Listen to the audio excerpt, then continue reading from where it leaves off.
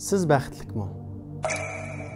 Baxt nerede? Bu nayet köp so'ralgan, ammo har xil javob berilgan bir savol. Ajablanarliki, bu savol nomrod kambag'al kishilardan emas, boy holliq saviyaga yetgan kishilardan ko'proq so'raladi. Chunki dunyoda hamma odam baxt va huzur izlaydi. Nomrod kishilar pul topsam, boy bo'lsam, orzu qilgan narsalarimga erishsam, cho'qim baxtli bo'laman deb o'ylaydi. Shunlashqa ular hozircha bu savolni so'ramay, faqat boy bo'lishni o'ylaydi. Boy holliq saviyaga yetgan kishilar bo'lsa, orzu qilgan, xushallik izlagan narsalarning hammasiga erishadi. Pul, mashina, uy, hamma narsalarga erishadi. Agar shu narsaga erishsam, dunyoda o'rmanim qolmaydi degan narsalarning hammasiga erishadi. Xushal bo'ladi, lekin vaqtning o'tishiga ergashib, u narsalarga ko'nadi, ko'nraydi. Uningdagi xushallik, huzur yo'qolishga boshlaydi. Hamma narsa talturib, umidsizlik va tushkunlikdan qutulolmaydi. Atrofidagi bu dunyodan qo'shilib ketayotganlar uningga andish soladi. Chunki hayot nihoyat qisqa. O'limdan hech kim qochib qutulolmaydi. Uni so'ygan narsalardan, jon tikib topgan pullaridan xo'shlashib, bu dunyodan ayriladi. Bu xil andishalar ichida inson qandoqmi huzur olsin, qandoqmi baxtlik bo'lsin, Allohga va qiyomat kuniga, ya'ni o'lgandan keyin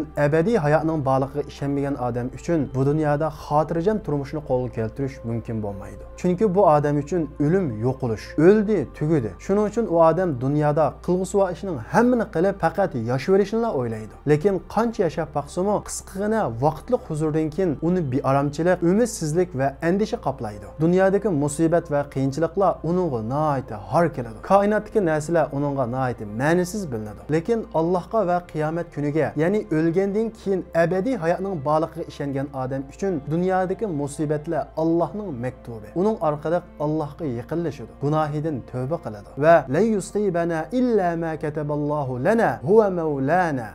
Bizga faqat Allohning yozg'ini, Allohning taqdir qilg'ini yetadi. Alloh bizning madadkorimizdir deb Allohga tayinadi. Endişi qilmaydi. Allohga tavakkul qiladi. Kelgusiga nisbatan va ma min dabbatin fil ardi illa alallohi rizquha. Zamin ustidagi bütün hayvonlarning hammasiga rizq berishni Alloh ustiga olgan deb kelgusiga qarata umidvor bo'ladi. Koinotdagi narsalarni tafakkur qilib, Allohning qudratini tunuydi-da, iymonini kuchaytiradi. Uningga nisbatan koinotdagi hech qanday narsalar tasaddibilik ma'nisiz emas. Hayotlik uning uchun imtihon zali. Imtihon qog'ozi har vaqt tortib olinishi mumkin. O'lim dal imtihon qog'ozining tortib olinishidir. Ölüm onun için yo'qolish emas, balki ölüm onun için abadiy hayotning kirish eg'izi. Ölümdan keyin uni abadiy hayot saqlab turgan bo'ladi. İmtihonni yaxshi bergan bo'lsa, jannatda abadiy yashaydi. İmtihondan o'talmagan bo'lsa, jahannamda mangu qoladi. Shuning uchun u hayotlikni qadrlaydi, vaqtini zayo qilmaydi. Har bir ishini Alloh rozi bo'ldi, bo'lmadimi, buni ko'zlab qiladi. Demak, Allohga va qiyomat kuniga, ya'ni o'lgandan keyin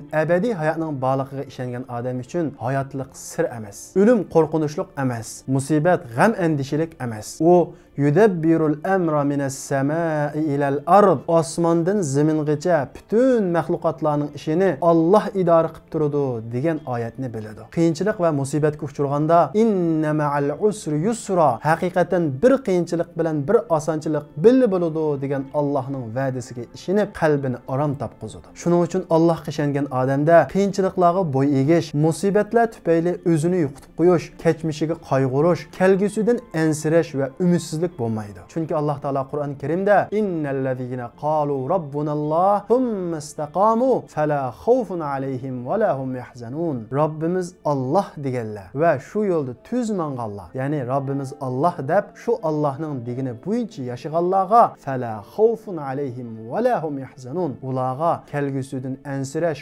qo'rqish va kechmishiga qayg'urish yo'q deydi. U hayotlikda hech narsadan andisha qilmaydi, qo'rqmaydi. Chunki uning qalbiga Alloh taolaning innalloha yudafi'u anillazina amanu, haqiqatan Alloh taolo Allohga ishongan kishilarni qo'g'daydi degan so'zi uning qalbiga mahkam o'rnab ketgan bo'ladi-da, xotirjam, rozimanlik bilan qalbi orom topgan holatda xursandlik ichida yashaydi. Allohga ishongan kishilar fitrat bilan, ya'ni bir ilohni e'tirof qilishdan iborat asli tug'umi tabiat bilan yashag'achqa, ularning ruhiy dunyosida, ichki dunyosida qalaymaqonchilik yuz bermaydi. Ammo Allohga ishonmagan kishilar fitratiga qarshi, ya'ni bir ilohni e'tirof qilishdan iborat asli tug'ilma tabiatiga qarshi yashag'achqa, ularning ruhiy dunyosida qalaymaqonchilik yuz beradi-da, umidsizlik, tushkunlik va xotirjamsizlikka mubtalo bo'ladi. Mana bu Alloh taolaning "Va man a'rada an zikri fa inna lahu ma'ishatan danka." Kimki mening zikrimdan, ya'ni mening dinimdan yuz o'raydi ekan, uning hayoti tar, xotirjamsiz bo'ladi degan so'zning ma'nosi.